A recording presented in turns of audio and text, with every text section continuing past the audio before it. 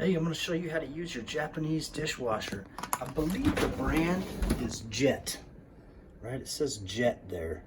I'm not 100% sure on that, but I know how to use the thing.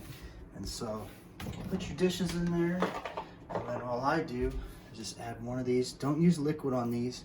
Just add one of those right in there. Okay, we got it full. Now, you might be going, okay, now what does all this stuff mean? Well, I'm going to show you. Pretty simple.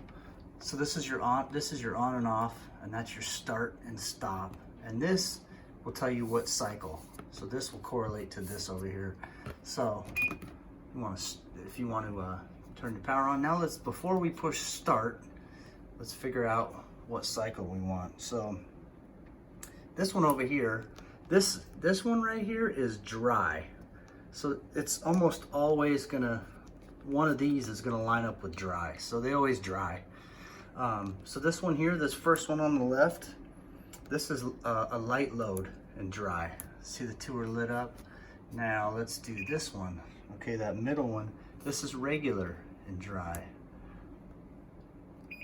This one here, that's heavy. So you got light, regular, and heavy across the top, and they all line up with dry. Now this one over here, what this is, that's just a timer. So it's the timer and then dry.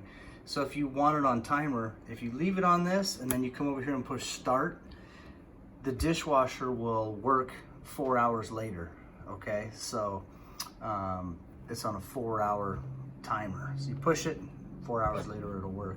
I don't ever use that, but you know, water consumption or for whatever reason, you might want to use that. So light, regular, and heavy. And so let's go light, start. That's it.